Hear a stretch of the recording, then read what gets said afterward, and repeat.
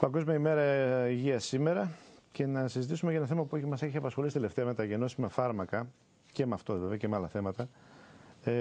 Να καλωσορίσουμε στο στούντιο τον πρόεδρο του Ιατρικού Συλλόγου Θεσσαλονίκης, τον κύριο Θανάση Χρυαντάχτυλο. Καλημέρα. Καλημέρα σας. Και τον κύριο Κώστα Κουτσουμιτέλη, είναι αρχίατρος του ΔΕΑΠ, του Ταμείου των Δημοσιογράφων. Καλημέρα κύριε Κουτσουμιτέλη. Πολλής λόγος ο κόσμος νομίζει ή πιστεύει ότι αυτά τα φάρμακα είναι β' κατηγορίας και ότι δεν ελέγχονται τόσο. Είναι έτσι ή κάπου στη μέση είναι αλήθεια? Όχι, δεν είναι έτσι. Ο κόσμος, θα σας πω τη γνώμη μου, ότι κακώς δημιουργήθηκε αυτό το θέμα. Αυτό είναι ένα τεχνικό θέμα τρίτης διαλογής. Να πούμε ότι μέχρι τώρα τουλάχιστον το 30% των φαρμάκων είναι γενώσιμα και έτσι. Ναι, είναι ένα τεχνικό θέμα. Δεν το ξέρει, λοιπόν. δεν το γνωρίζει πολύ ο κόσμος, αλλά. Ναι, είναι ένα τεχνικό θέμα τρίτης διαλογής. Κατ' εμέ, κακώς απασχολεί την κοινή γνώμη στην ένταση και στην έκταση που την απασχολεί. Θα είχε νόημα μόνο αν είχαμε βάσιμες υποψίες ότι δεν έχουμε καλή λειτουργία του Εθνικού Οργανισμού Φαρμάκων.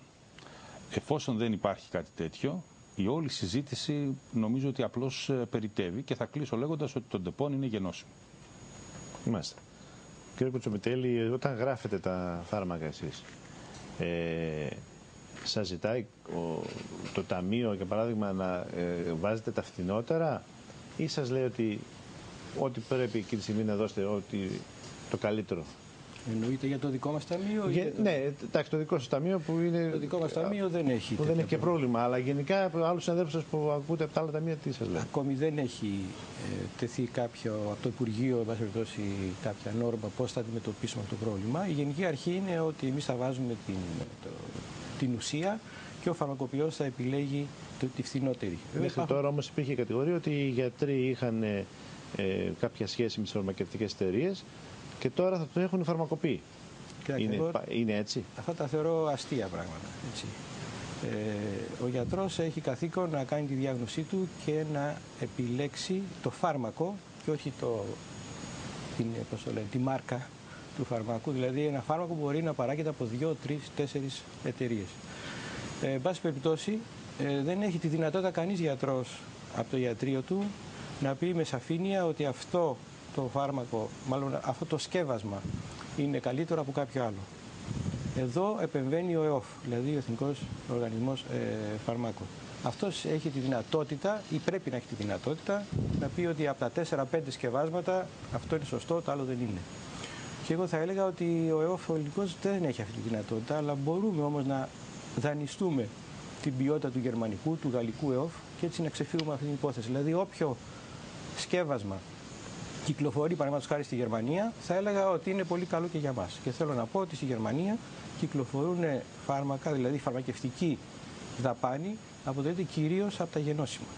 Ένα 20% είναι αυτά τα πρωτότυπα λεγόμενα που κυκλοφορούν. Τα υπόλοιπα είναι γενώσιμα. Ξέρετε, αυτό που συμβαίνει στην Ελλάδα είναι το εξής, ότι προσπαθούμε δια νόμου να επιβάλλουμε μια κουλτούρα. Αυτή είναι η πραγματικότητα. Η χρήση του φαρμάκου, ο περιορισμός της πολυφαρμακείας και κατ' επέκταση της δαπάνης του συστήματος είναι ένα θέμα κουλτούρας. Η Ελλάδα έχει 40% πολυφαρμακεία, δηλαδή σημαίνει ότι γράφονται 40% περισσότερα φάρμακα από αυτά που θα έπρεπε να γράφονταν για να αντιμετωπιστούν οι ιατρικές ανάγκες του πληθυσμού. Αυτό τι φταίει, ότι ο κόσμος ζητάει φάρμακα ή ότι οι γιατροί γενικώς με πολλή ευκολία? Σε αυτό φταίνε διάφορα. Φταίνε το ότι το σύστημα ήταν επί δεκαετίες ξεχαρβαλωμένο επίτηδες. Φταίνε το ότι οι υπουργοί υπογράφανε ΦΕΚ με τεράστιες τιμές υπερβολικές πάνω από τη λιανική τιμή για να ευνοηθούν εταιρείες υλικού ή φαρμακευτικές. Φταίνε πάρα πολλά πράγματα. Σήμερα όμως αυτά δεν μπορούν να διορθωθούν απότομα με ένα νόμο. Το μόνο που μπορεί να κάνει αυτός ο νόμος είναι να δημιουργήσει τεράστιες στρεβλώσεις και προβλήματα. Υπάρχουν φάρμακα καταρχάς τα οποία δεν μπορούν να δοθούν υπό μορφή δραστικής ουσίας διότι είναι σύνθετα. Και δεν υπάρχει πρόβλεψη για αυτό το πράγμα. Γιατί ο νόμος, επαναλαμβάνω, είναι ελλιπέστατος και είναι και αφελής. Είναι αφελές να πιστεύει κανείς ότι με νόμο θα αλλάξει η κουλτούρα ενός κόσμου, πολιτών και γιατρών. Υπάρχουν φάρμακα τα οποία. Τα ταμεία δεν. Να τελειώσω λιγάκι. Υπάρχουν φάρμακα στα οποία το σκεύασμα έχει σημασία. Δηλαδή η ινσουλίνη δεν είναι ίδια για όλους τους ασθενείς.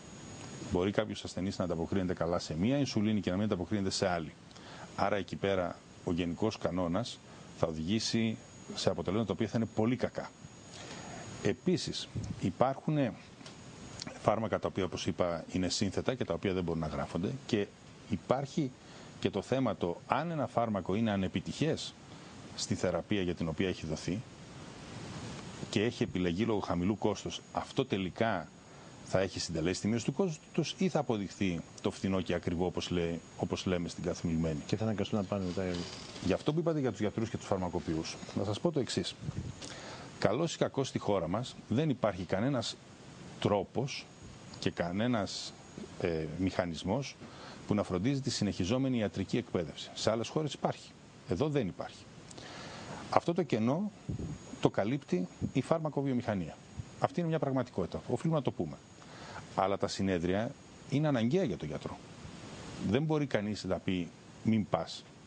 Και ειδικά δεν μπορεί κανείς να πει πήγαινε από τα χρήματα που παίρνεις από το Εθνικό Σύστημα Υγείας, παραδείγματος χάρη, που δεν παίρνεις γιατί τους έχουν απλήρωτους και για τις εφημερίες, ας πούμε. Αυτό το κενό δεν θα το καλύψει κανένας. Άρα, ο νόμος θα εξυπηρετήσει, θα βοηθήσει. Το αν το πάπλωμα θα φύγει από τους γιατρούς και θα πάει στους φαρμακοποιούς, θα μου επιτρέψετε να σας πω ότι σε λίγο δεν θα υπάρχει πάπλωμα για κανέναν. Οπότε είναι περιττή, ας το πούμε, η φιλονικία γύρω από αυτό το θέμα.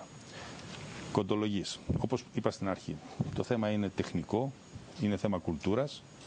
Δεν γίνεται με νομοθεσία, γι' αυτό και απέτυχε. Είδατε ότι ήταν να λειτουργήσει την περασμένη Δευτέρα και μάλιστα όταν Δευτέρα το πρωί κάποιοι με ρώτησαν, τους είπα μην ανησυχείτε, μέχρι το μεσημέρι θα έχει βγάλει ο Βουδούρης και θα το έχει μαζέψει. Τώρα είπε τη Μεγάλη Δευτέρα, μπορώ από εδώ να σας πω ότι ούτε τη Μεγάλη Δευτέρα θα το κάνει, θα το ξαναμαζέψει, διότι πολύ απλά είναι σαν να πει κάποια στιγμή κάποιος ότι για να έχουμε οικονομία θα πρέπει όλο το δημόσιο να λειτουργεί στην αγγλική γλώσσα και αυτό να πάει να το επιβάλλει δια νόμου. Αντιλαμβάνεστε ότι να γίνει σταδιακά. Παρακαλώ, δύο παρατηρήσεις μόνο που είπε ο Πρόεδρος. Είναι βέβαια τεχνικά ζητήματα αυτά. Παραδείγματος χάρη η Σουλήνη δεν υπάρχει γενοσύμιο, οπότε δεν τίθεται τέτοιο θέμα. Αλλά αυτό που πρέπει να μείνει νομίζω στους τηλεθεατές σας είναι ότι οι προηγμένες χώρες υγειονομικά χρησιμοποιούν κατά 80% τα γενώσιμα. Η ευρεία χρήση δηλαδή δεν σημαίνει και πτώση του επίπεδου υγείας. Εμείς έχουμε πολύ κακό επίπεδο υγείας και χρησιμοποιούμε μόνο πρωτότυπα φάρμακα σχεδόν. Και το δεύτερο βέβαια. Απλά γράφεται όμως σαν γιατροί πολλά φάρμακα, έτσι. Γράφουμε πολλά φάρμακα διότι δεν υπάρχει πολιτική πρωτοβάθμιας περίθαλψης στην Ελλάδα. Ενώ αυτά έχουν βρεθεί στον. Ή ίσως και η κουλτούρα του Έλληνα ότι πιστεύει ότι παίρνοντας πολλά φάρμακα θα. Δεν είναι θέμα κουλτούρας, είναι θέμα κανόνων. Δηλαδή η ιατρική κοινότητα. Έχω ακούσει γιατρούς από εσάς, να μην πω από εσάς. Ναι, γιατρούς πολλούς να λένε ότι έχεις πυρετό, εντάξει μην παίρνεις, πάρε μόνο ένα αντιπυρετικό και φτάνει, δεν χρειάζεται αντιβίωση. Δεν το λένε όμως πολλοί γιατροί αυτό.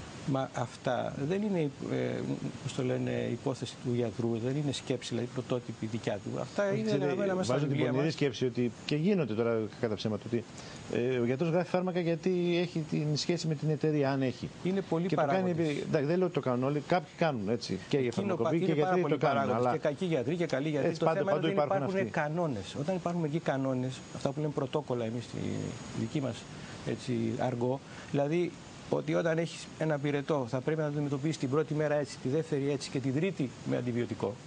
Αυτό λοιπόν πρέπει να το ακολουθούμε όλοι. Μπορούμε να μην το ακολουθούμε αν ταυτόχρονα επιβάλλουμε παραδείγματος χάρη μια δική μας θεραπευτική αγωγή, αλλά μπορούμε να την υποστηρίξουμε επιστημονικά.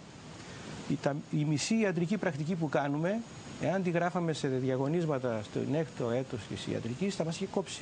Ο συγχωρημένος ο Μεταξάς δηλαδή μας έλεγε: έχουμε ένα πόνο δεξιά, είναι πέτρα στη χολή και μας έλεγε με απλό υπέρηχο, με αξονική ή με κάποιο άλλο τρόπο θα το βρίσκατε. Όλοι εμείς τότε είμαστε πιτσιρικάδες, αξονική. Κοβόμαστε.